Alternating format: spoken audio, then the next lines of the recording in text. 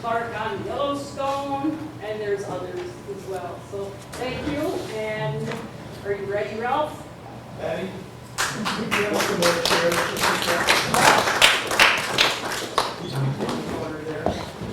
Well, thank you, Patty. Now, can everybody hear me? Okay, good. I will try to remember to keep it up here. If there's something that comes along that I don't want you to know, then I'll put it back up again.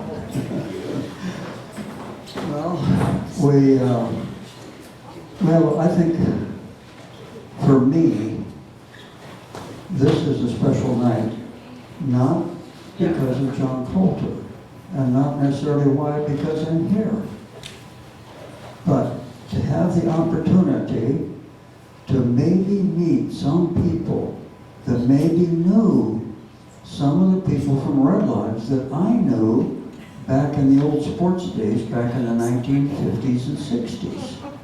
Does anybody ever remember Doug Brown? Doug Brown was fantastic. How many ever remember Tom Teagarden? Steve Lowry? How many get to watch the basketball game in Billings when they clobbered Malta? I think Malta in one of the quarters scored 3 points. Tom Teagarden scored the first 16 points of the game. And you know why? It's because they set the defense up for Lowry, which is who, as you remember, and he's the reason they got to the state championship. And so, boy, they triple teamed him, and old Tom just sat right there and said, and they decided to call a timeout after they were behind 16-0. Well, Red Lodge, I know, goes way back for me, and even though I was from Columbus, we played here time and time again, and I really enjoyed Hivenen and just so many of the athletes, John Lodge, and just so many of the folks back then that I have gained tremendous respect for. And Doug Brown was my son's English teacher, and so it went on and on. Anyway, we'll get on with the program here. But that to me was very special, and I thank you for the opportunity to be here tonight. What a tremendous facility that you have. It's amazing. And I know Columbus isn't near as big, but anyway, we're going to talk tonight about a gentleman that I think the more we know about him, the more respect we're going to get of him. He was, to me, the kind of an individual that I just think, boy, I could never have been as tough as that guy. There's no way. And we're going to talk about two different programs aspects here. We're going to go through the winter trek, and from what I know about that, and also we're going to include what I think he's probably more famous for was his Run for Life. And we're going to go through that probably almost as much or more detail than the other. And they hold a run every year out of the Belgrade area, and Three Forks, Bozeman, in that neck of the woods, every year, a run to honor this. But they have not yet done one winter trek where they walk all the way from the Priors, a single man carrying a pack during the winter, and all the way back around through Yellowstone Park and stuff. No one has done that yet. So anybody here feels tough enough, take it on. Okay. So let's go ahead and go into the first part of the program here. Okay. I did. You did. Well, see, I got to pay attention to that too. Okay. Who was John Colter? Okay. Let's go ahead and explain just a little bit about him. And he was born in about 1774. They don't know exactly, but that's about his date. Now he enlisted very early on, in October, was one of the early enlistees of the Lewis and Clark expedition. And he became a very, very valuable member. But he elected to leave the expedition in the middle of August in 1806. On the return, after they were almost all the way back, they were back in the vicinity of Mandan, and so he decided he wanted to join up with Hancock and Dixon, because he just felt like this country was his country. He wanted to come back, and of course Dixon is the one that wanted to be the one that's make the big fortune. But anyway, he headed out west with them, and we'll get into a little bit of that later in the program. And the next thing, actually, after all of that, he joined with Manuel Lisa. And in the fall of 1807, he was headed back again downriver, hooked up with Lisa, and was coming back up with them, and they joined at the fort there at Fort Raymond at the mouth of the Bighorn. And my books are all underneath here, isn't it high enough where I can see them? So anyway, we have a book that I've written on that fort down there. So anyway, when he got there, that's when a lot of people felt like, based on Lisa's information, that he sent Colter out. And that's when a lot of people feel that the trek was actually made. Okay? But that's only one of the theories. Okay. Then, later on, in the spring of 1808, just very shortly after he got back, he was in Three Forks. And why he decided to be in Three Forks, I don't know, because of why the Crows wanted to be over there, but he was joining up with the Crow Indians. They got in a battle with the Blackfeet, and he got wounded. And they got him all the way back to Fort Raymond. And then at that point, he spent some time there. And then, that fall, he was back at Three Forks again, him and Potts. And that's when the run for life occurred, and we'll talk about that in the program. Anyway, then the next year, the summer of 1809, he returned to Three Forks to get his traps. And we'll tell you all about that when we get into the program. But anyway, there was another incident with the Blackfeet, and he returns back then all the way back to Mandan. And he took the freeway all the way, right? And then in September of 1809, he meets up with Thomas James. And then, and so he comes back and winters at Fort Raymond. And then in that 1809, he then returned to Three Forks with also Menard and Henry. And there's the Henry's Fork, over on the Idaho. We'll point that out on the maps. And there was a Fort Henry over there. Anyway, he survived another Blackfeet attack at that point, and he left the West. He finally just decided that he said, I've had enough. And he threw his hat down and said, the day after tomorrow, I'm leaving this. And Thomas James wrote D D.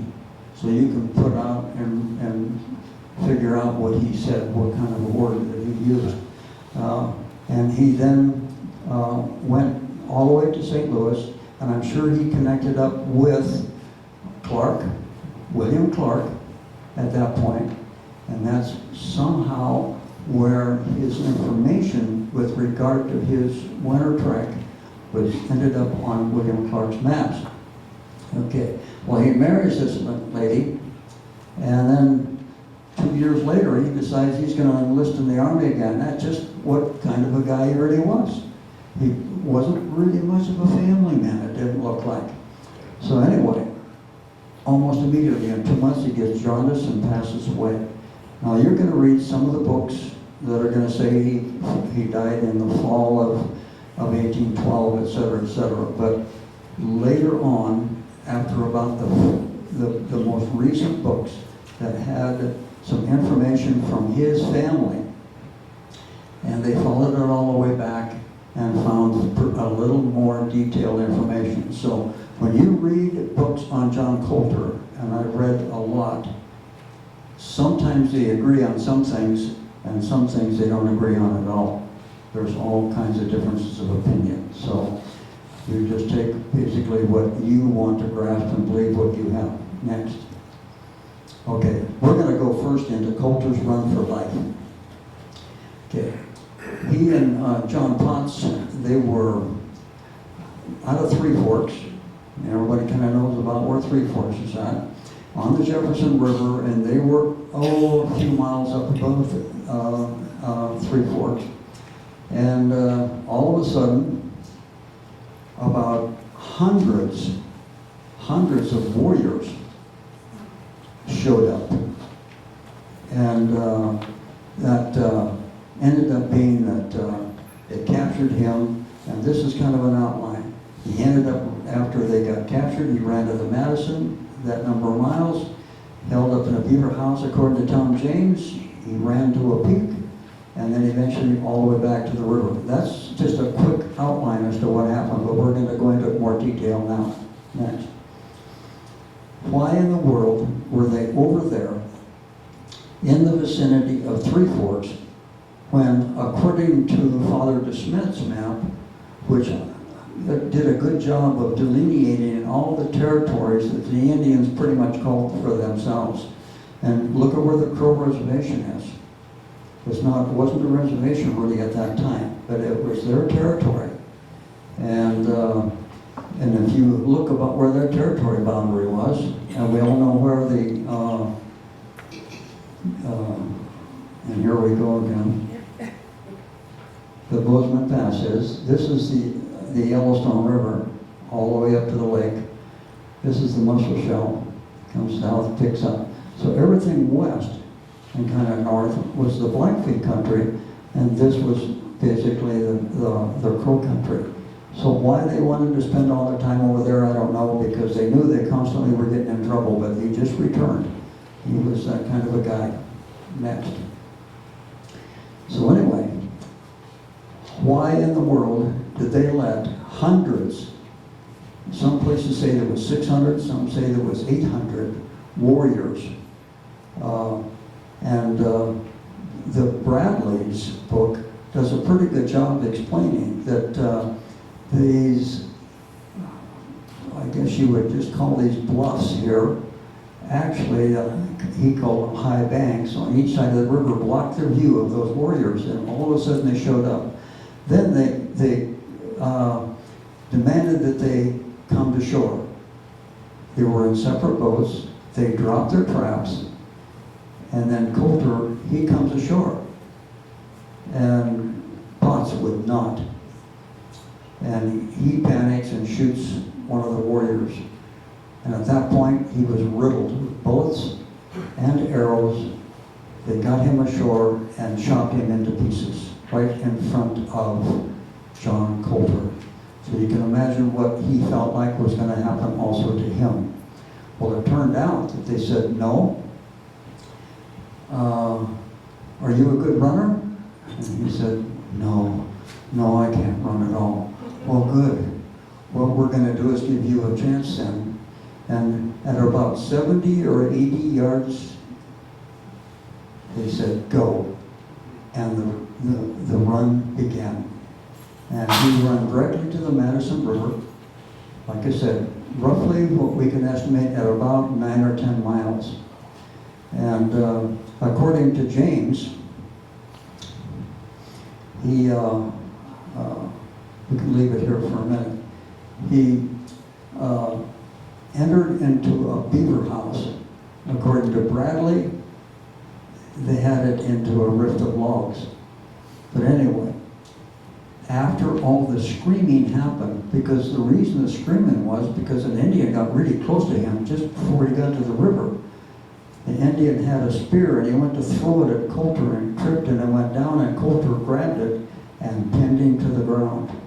And so when the other Indians come, they saw their colleague dead there with pinned to the ground with some spear. You can imagine what they were going to want to do to him. And so he managed to get to the river and then get inside of some form of protection. After it subsided, he then swam considerable distance downriver, which would have been the Missouri, and then headed immediately to the east, because his objective was to get out of Blackfoot territory where he'd be safe and get back to Fort Raymond. Unfortunately, he was naked. They had stripped him, and his feet were filled with prickly pear as he was running. And he was running so hard that at some points his lungs were burned so bad that he was spewing blood out of his nose and mouth as he was running. So you can imagine with the prickly pear and with all of that, what things were going through. Unbelievable. So anyway, as he headed to the east, about 20 miles away, and in the night, he climbs this peak. I don't think we're going to have this thing. I don't know why it's not working. It's always worked. He probably would have climbed up this particular ridge right here, because that would have been lined up with his area that he ran from. And he would have went up this west side. Now that's a pretty formidable looking mountain. It's not real easy to climb. 153 years after he did it, that mountain impressed me, and so when I was a freshman in college, I had to do that, of course.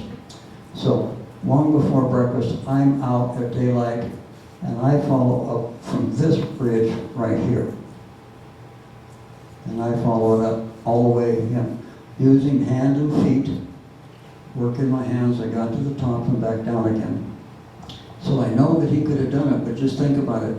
It was barefooted with prickly bare feet. He would have climbed that thing.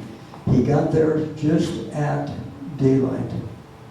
And so he stayed there all day to protect himself, to avoid their capture.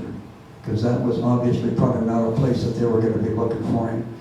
And he knew that he went there to avoid the Bozeman Pass, because that was an Indian trail, and so they assumed he would probably go to there. So he avoided that. And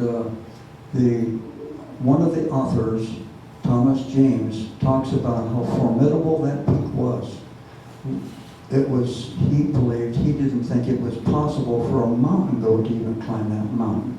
How did he ever do that? That was not an embellishment. That was because he was on site with Colter, whom he meticulously told him everything that happened on that entire escape. Well, and he told that to James in 1810, and he wrote it up in his book. Next. This is a picture of that peak on Google Earth from an angle, and as you can see, look at the north face and the south face. They are steep. Now, if you want to climb it now, the best thing to do is not to come from the west. You can park right there, follow that road up, get on this ridge, and you can make it all the way up on top and work your way around, and then eventually go on over to Fort Sacagawea, or Mount Sacagawea. But this is the route that I used right in here. This is the steepest part. And that's where you needed your hands and knees and feet and stuff to climb it. But it wasn't quite as tough as that picture shows it. Or I would not have made it to the top, okay? But anyway, he stayed in the morning. He went down in the evening, and then went from there. And Thomas James says he went to the open plain, and he said he went about 300 miles. I've computed the distance out all the way. I estimated his distance at 275. I think that's pretty relatively close on his estimation of 300 miles. I think that's pretty good. Okay, next. This is a map of probably about where it started. He ran to the Madison River and then went down and then went towards Ross Peak. And so that was the first day. And then from then on, a number of days later, eventually he shows up. They didn't even recognize him. And I can imagine what he would have looked like. And he ate what he could from roots and plants and stuff to be able to survive for another. Some have reported 9 days. I think some reported 11 days that it took him to get there. So anyway, that basically is what we have got to tell you about his run. So thank you. We'll go on to the next. Now we're going to talk now more about Colter's trek through Yellowstone. Now there's all kinds of questions, okay? We're basically going to focus more on where he went, not when and stuff. Okay, now we're going to go right to where there's only 2 maps that actually show Colter's trek through Yellowstone. There's none that is known of exactly where he went. That's not been documented in any old historical book that we know of. But anyway, we'll show you those 2 maps. And I think an accurate interpretation of Clark's map should be sufficient.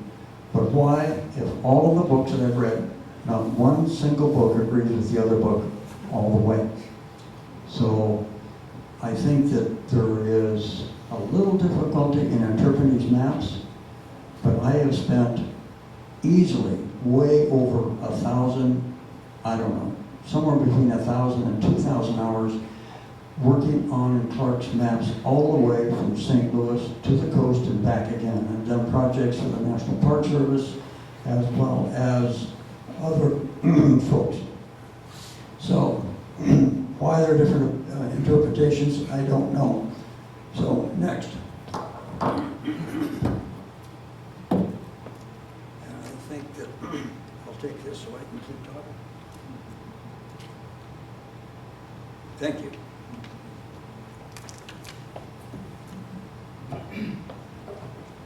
Okay. Upon the completion of the Lewis and Clark expedition, we're going back to that again now, that William Clark developed what he called a master map of the West. And he developed actually several copies of that because one getting lost, and he'd sent it, didn't come back, he'd do another one.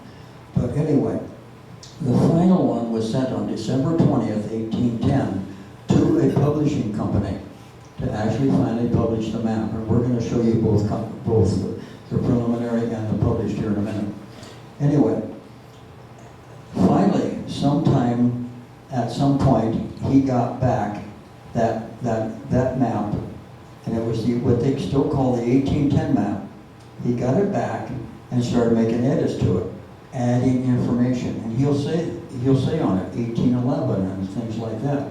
But it's never changed, regardless of what the dates of anything that he put on that. It still is referred to as the 1810 map. So if you ever get that map, it'll always be called that. Okay. The edits are really important because it's going to help us understand the geology. Next. So here's the 2 maps. Now, boy, isn't that plain?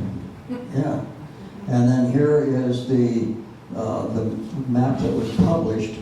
That was etched, and this is a reproduction that was done from that.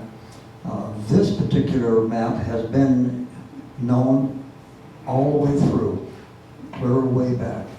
This map didn't show up on the 1810 map, didn't even show up until about 1940. And so we didn't have actually all of the information on some of the information on the edits until after we got that map back.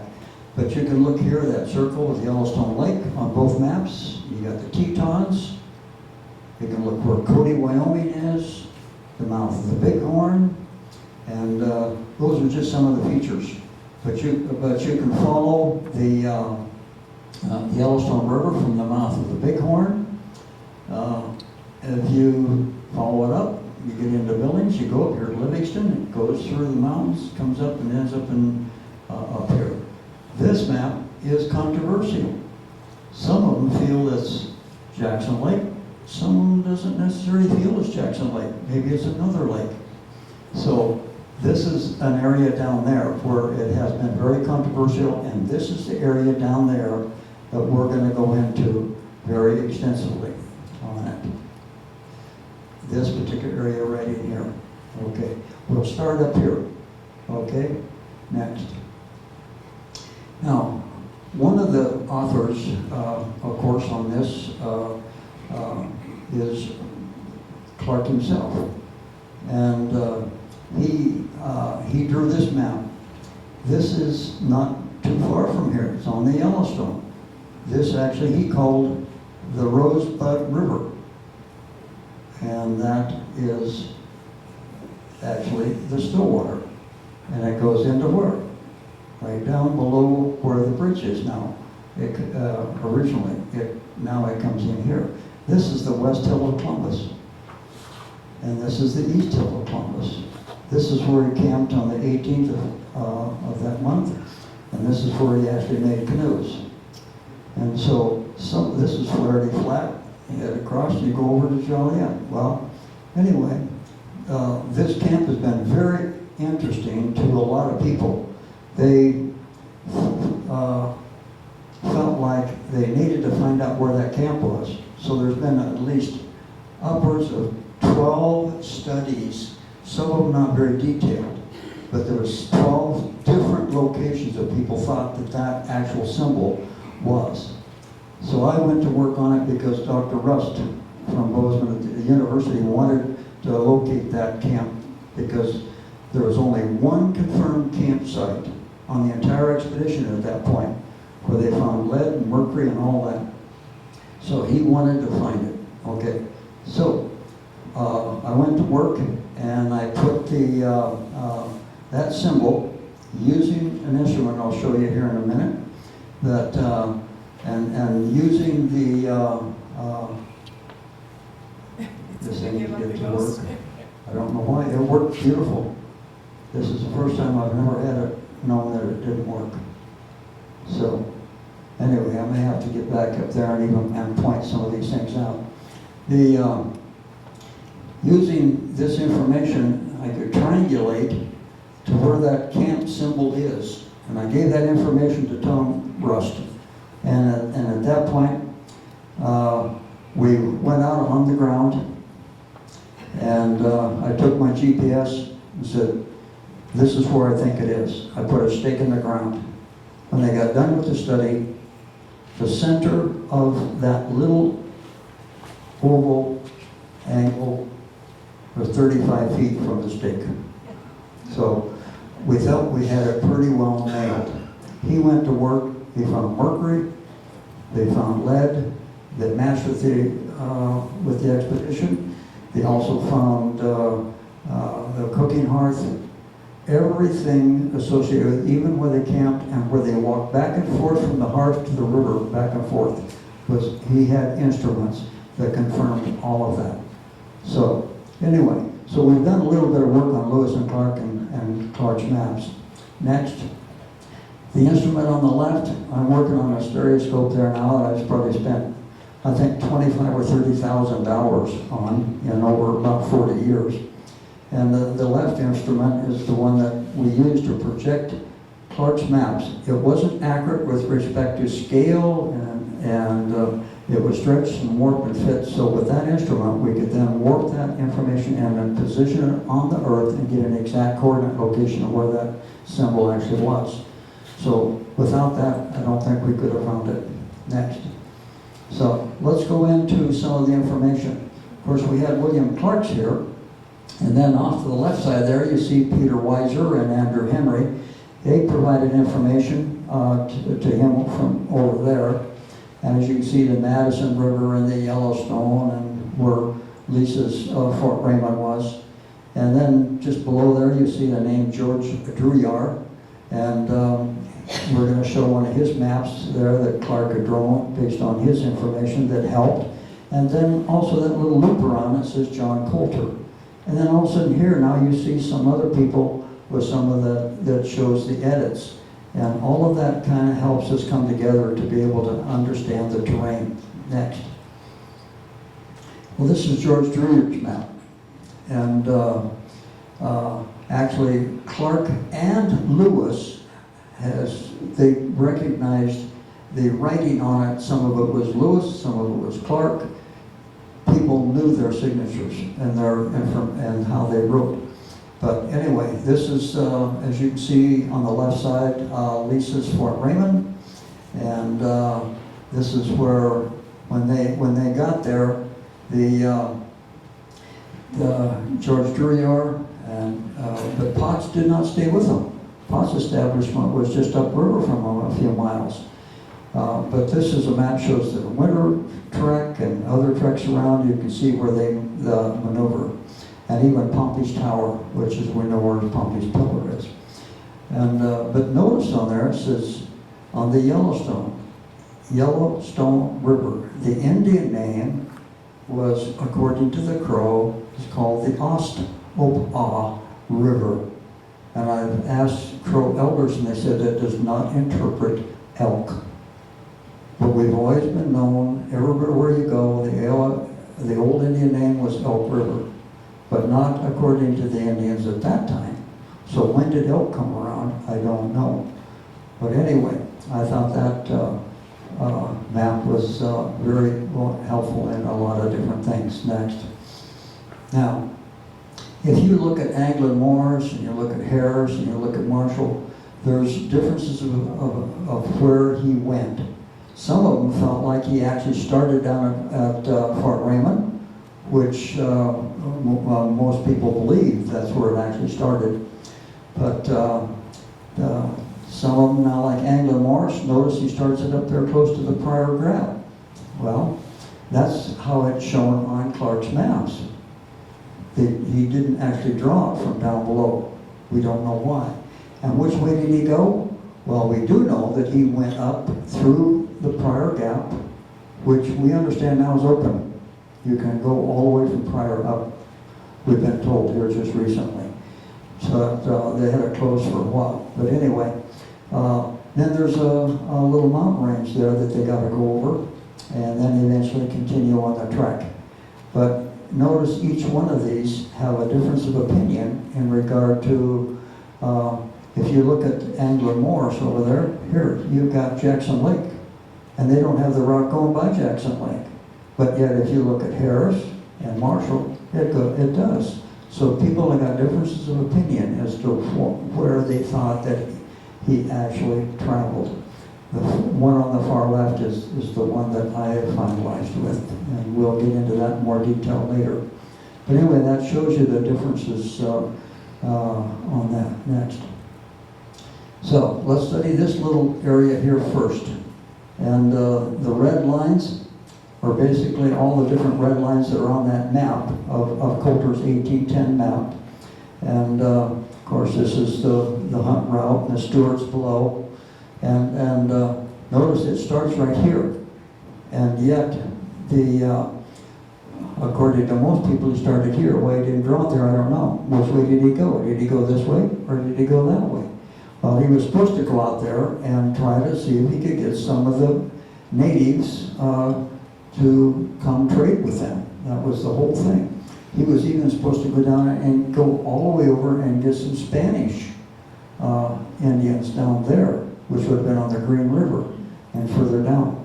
So there's a lot of confusion as to whose lines are whose. So we'll study that area next. Go. And well, notice that it looks to me like he's got some mountains running all the way across over there, and from that yellow line all the way. And so that's why, like Harris thought, that he went to the top of the Priors to find their winter camps. Well, they did not camp on top of the mountains in the winter time because the buffalo weren't there. But this particular area right here, this is irrigation. I've surveyed that down there, all the irrigation in that area. So I know what that terrain looks like, but obviously one of the authors did not. So anyway, that is one of the areas of first controversy and of actual inaccuracy of mapping by Clark. Next. So then let's go further down towards Cody, okay? And we'll look at that area where it talks about Colter's route here, and right there on the map. And we know that he went there either coming or going. Okay, next. Okay, so this is one of the other areas of George Drouillard's map. And it shows you then, basically down by Rock Creek on the left side there, a lot of Indian camps right there. And that's basically one of the areas that you shows the dotted lines coming by. And then also over here at Cody, there's Indian camps over in that area.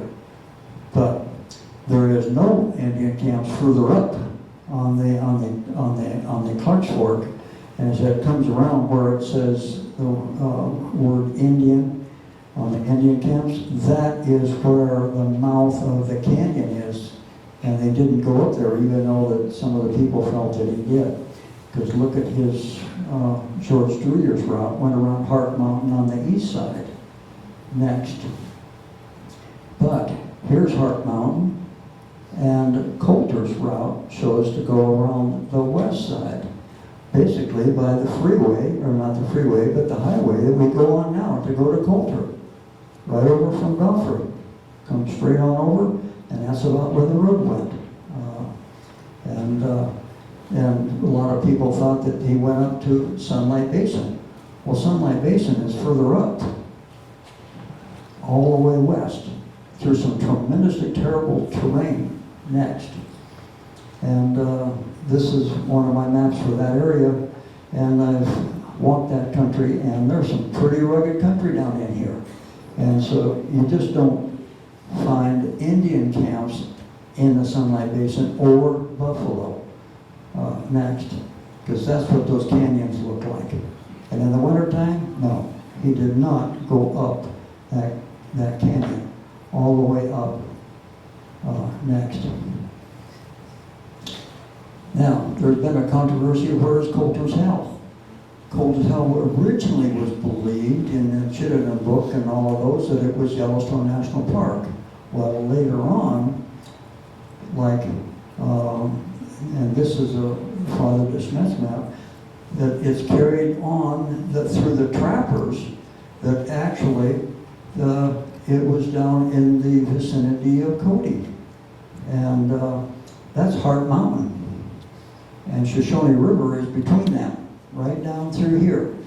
And here is one of the spas that once upon a time would have spewed. And this is a guy and his wife that wrote a book. And I've got the book right here, if the person wants to see it. And that was, he calls Colter's Hell volcano. So there's more of the theory that Colter's Hell is in that area than it is Yellowstone National Park. But there again, it's one of those mysteries. Next. So we talked about that area on the east side. Let's go west now, and we'll talk about that area. Next.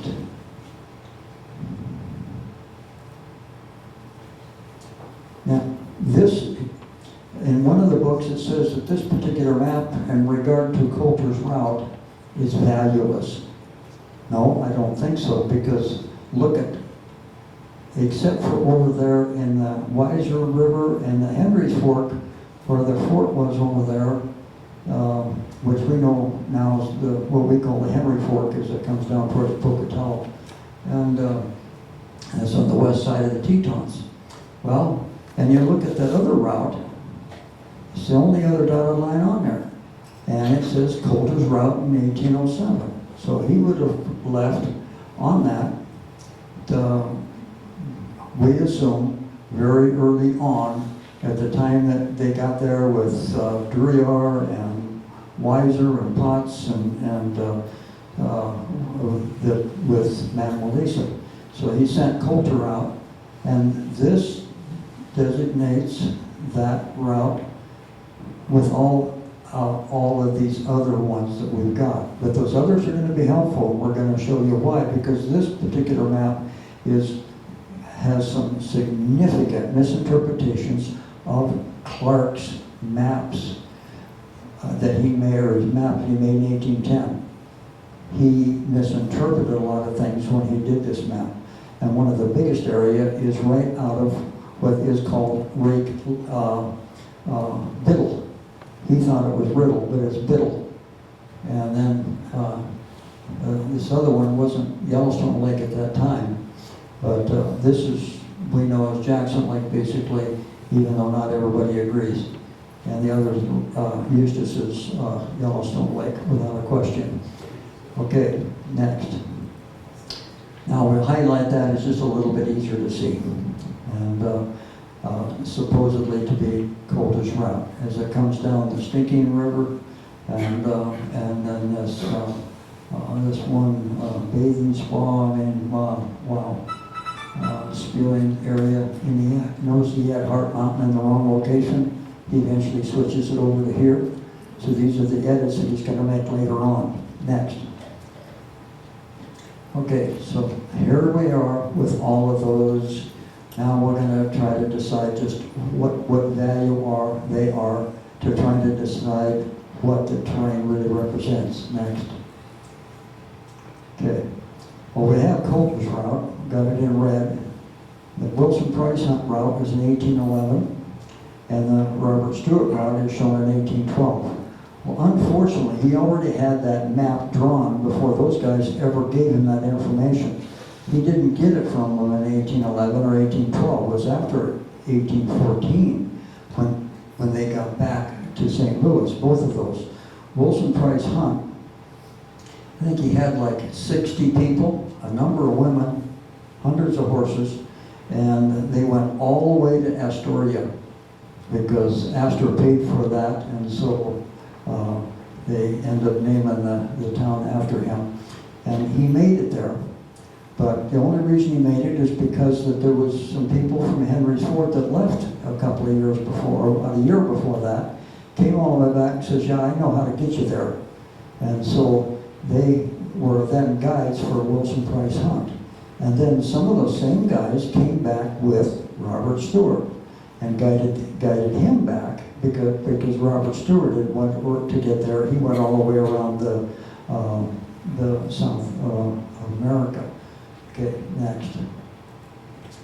So let's look at the area that the people are really, really confused in, and that's right around Jackson and Teton Pass, and is it Jackson Lake or is it Brooks Lake? Some of them feels that the Jackson Lake on that map is Brooks Lakes, and they show that way because they said, well, this is where we know that the Continental Divide is. So there can't be Jackson Lake because Colter drew that lake as draining into the Bighorn. So how could it be Jackson Lake? Well, Colter, when he went during the winter, he never went over Duarte Pass and dropped down into Jackson, so he didn't know which way it came out. Nor, as you can see, you get down to Jackson, you see that red line where Colter went. He never went down far enough to know that that river curled back. He's got that map actually on there as the Del Norte. And the Del Norte drains into the Gulf of Mexico because that is what they eventually renamed. They didn't keep it the Del Norte. And the Green River was there, and the Snake River wasn't known. At that point, they called it the Mad River, and by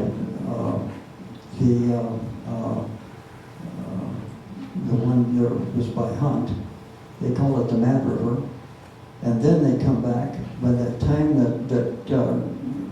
that Stewart comes back, they call it the Snake River.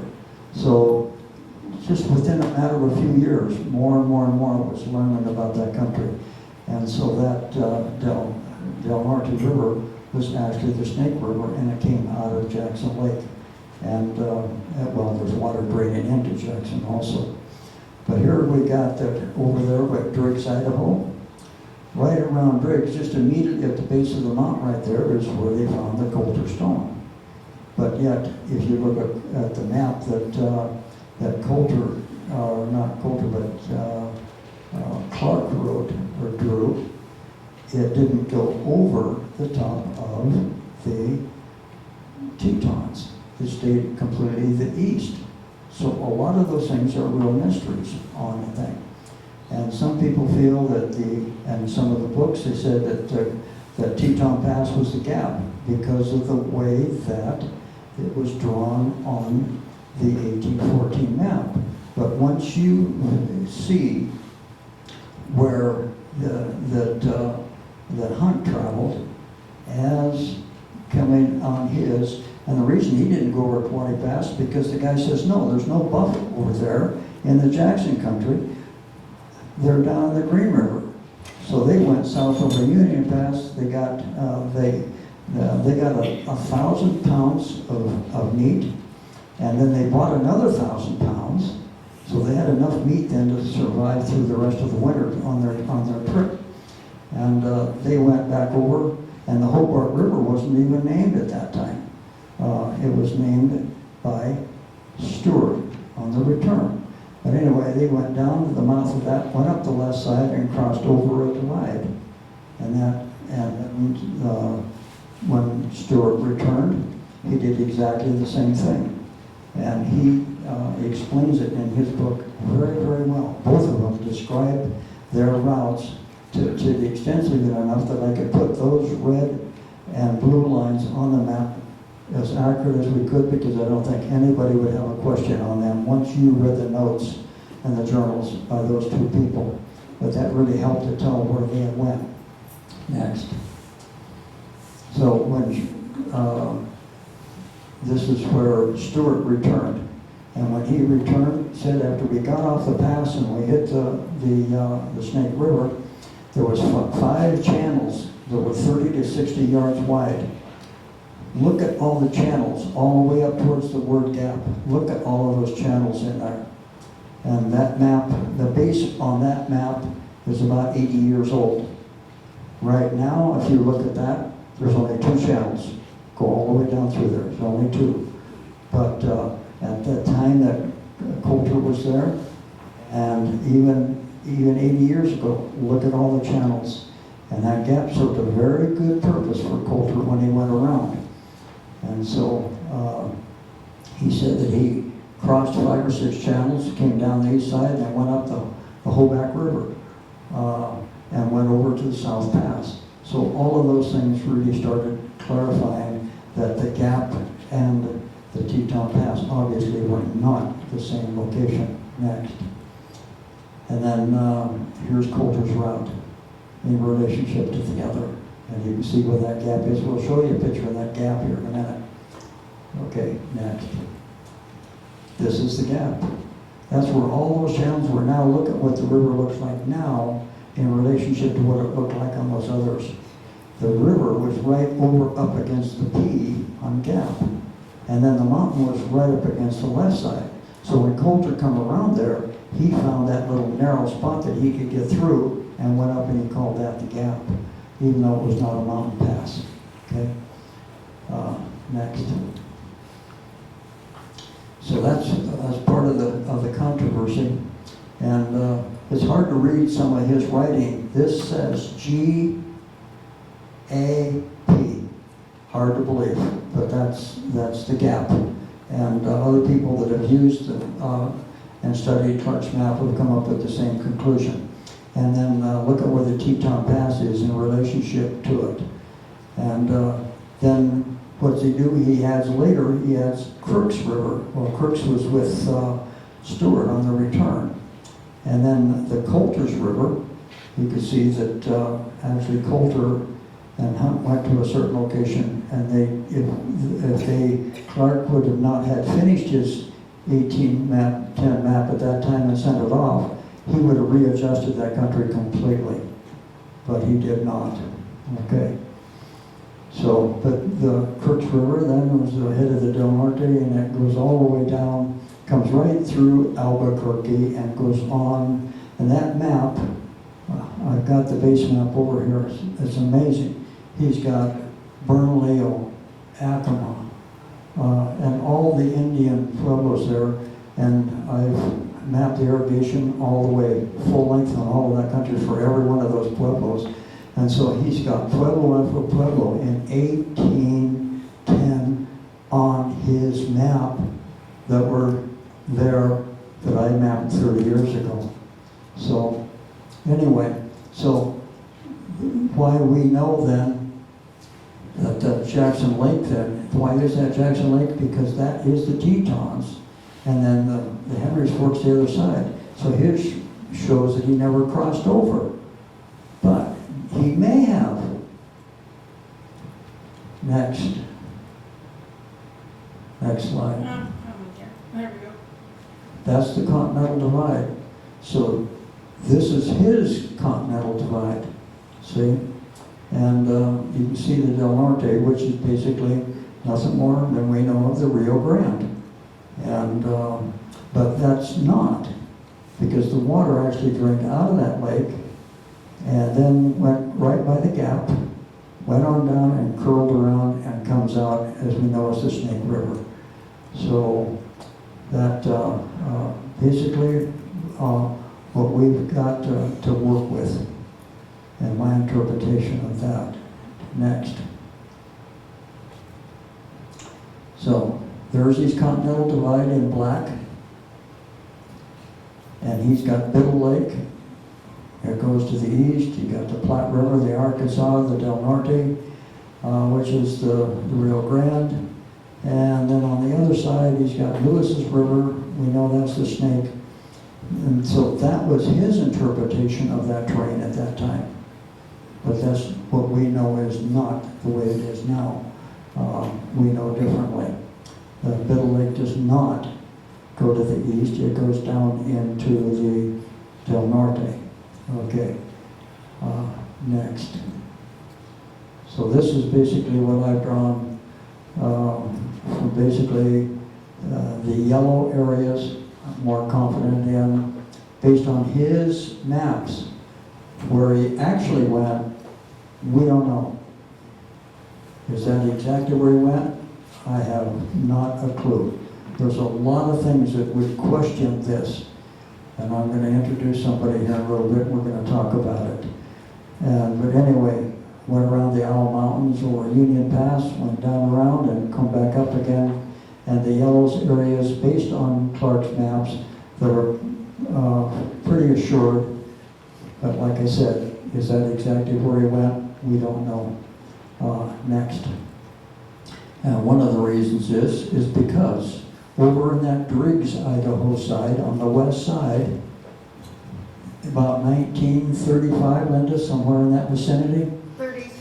1930s, in the 1930s, somebody in their field, right, really, really close, within hundreds of feet of the Idaho border, right there. Here's this stone, and it's got on there John Colter. So, and it was buried that deep. It's there naturally. Is it authentic? Is it not authentic? Why would it be that old and buried? To somebody who would have made that up that far back? That's a good question. But anyway, this is a picture that was in Marshall's book, and it's a famous stone. That stone is now, from what I've been told by Tom Turiano, that it is in a museum in Jackson. And I don't know if it's actually Jackson or not. Does anybody know? It's in Driggs. It's in Driggs now? So they've taken it out and moved it back to Driggs? Yeah, it was in Moose, and now it's in Driggs. And now it's in Driggs. Good, glad to know that. Great, thank you. She has actually seen the stone. You've seen the stone then? Oh, I have a picture of it. I'm holding it. You got it? Okay. Well, would you like to come forth with that? Could you? And Linda, could you stand up a minute? I'd like to introduce also a young lady here that has got some correspondence that is actually in the Harris book, back and forth between that author and her relatives that are dated like 1935, what I thought was impressive. And she's got early pictures and information on Colter and on the Colter stone and stuff like that. And so, do you want to kind of just say a little bit about that? My in-laws, Helen and Chloe Gusser, They were my mother and father-in-law, and Helen's dad was Aubrey Lyon. He's the one that recognized what the stone was. When this rancher came to me one day, he says, I have something I want to show you.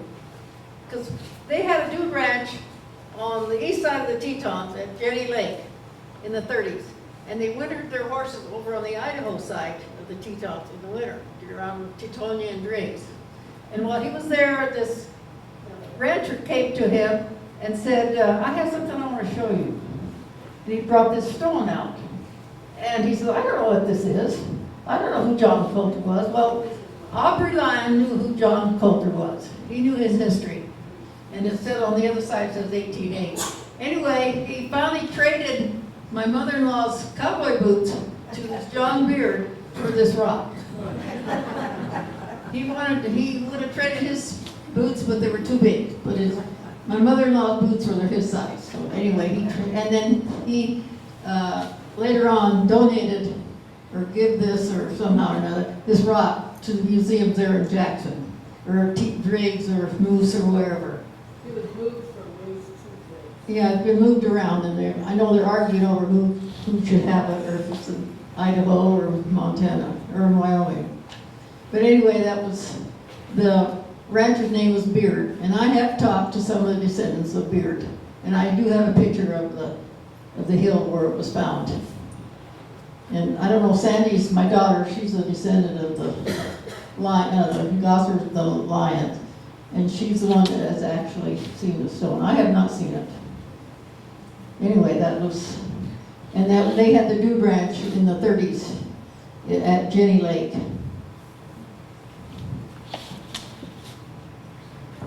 Thank you, Linda. There's just so many mysteries that, you know, especially with people like Colter, that and so many things come out that make one theory completely erroneous. For instance, where Clark drew his map. If the stone is authentic, then he crossed over that divide into there. And it also makes sense that he would have crossed over in there because there was Indian over there. And his objective was to not only go into the Green River area and to connect up with the Indians down there, but he was to connect up with anybody that he could. So it would have made sense that he actually would have been over the pass himself and into Pierre's Hole and then come back around. Now, I think he would have come back by the same route. A lot of people felt that he came over Moran Canyon. Moran Canyon is about 12,000 feet, and it comes right down into the Jackson Lake, and it was just a tremendous canyon to go through. I think he would have gone through the easier place had he traveled over there. But there's always going to be these, and there's others too, that we have been informed of inscriptions, just like on our very front slide, Colter 1810. And I've seen that one down there on the rock, and that's really cool. Unfortunately, it has been re-inscribed, and he did not do a good job on it. And so that's kind of been butchered. So if they do some things, they need to do it right. Well, anyway, thank you, Linda. And with your daughter here and all, great. We really appreciate all the people that have had an interest in Colter. And my golly, we really drew you out. And so we hope that whatever we provided here can be of some value to you. And we just appreciate all of you for coming. And so we thank you.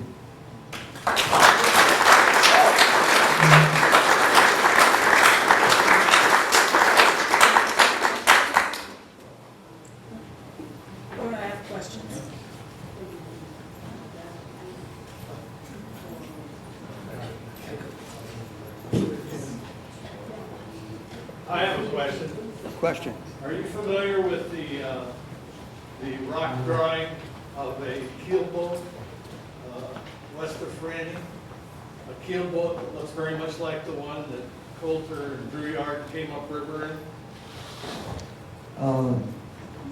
I'm familiar with some keel boats that have been put together later, but now you say there is a stone one, and I have seen a picture of a stone one, but I don't know anything about it.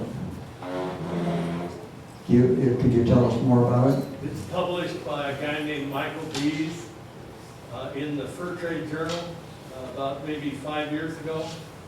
And it has the detail of the boats that came up with Lisa. And the second round, when he came back the next year, he put a cabin over the top of it to protect his goods inside. And that cabin is not on the one that's on the rocks there. It's precisely at the point where Colter would have crossed from Prior Gap to the Clark Ford. Is that the one Tim Urbaniak has a picture Yes. of? Well, yeah, no, I'm not sure. This is published in about 5 years ago, I think, in the Fur Trade Journal out of Lander. So, but there's, I mean, it's, we've seen it. And it very much is a keel boat. There's no question about it. It's got a Cordell line, it's got all the stuff on top of it, everything. And so, I mean, it's just a very interesting correlation between the keel boat and the very vessel that both Drouillard and Colter came upriver on. Cool. Yeah, I haven't got any information to help you on that. Did he use horses? Anything else? Did he use horses or was he walking on this thing? They believe he was walking. I don't think during the winter time that he could have got a horse through the park. I really don't think. And none of the sources talk about him using snowshoes, but I do believe that that would have been automatic, that the Indians used them too, and I don't think he had any problem either getting or making them. So. Is it known where he joined Lewis and Clark? If he was with them October 1803, he must have camped over the winter with them in Wood River, Illinois, before they left on their expedition in 1804. Okay, I'm not sure I can follow all of that. I was the wondering Wood River? did Colter join Lewis and Clark? At what point did he join Lewis and Clark? In October, and they were over in the Ohio country. Okay.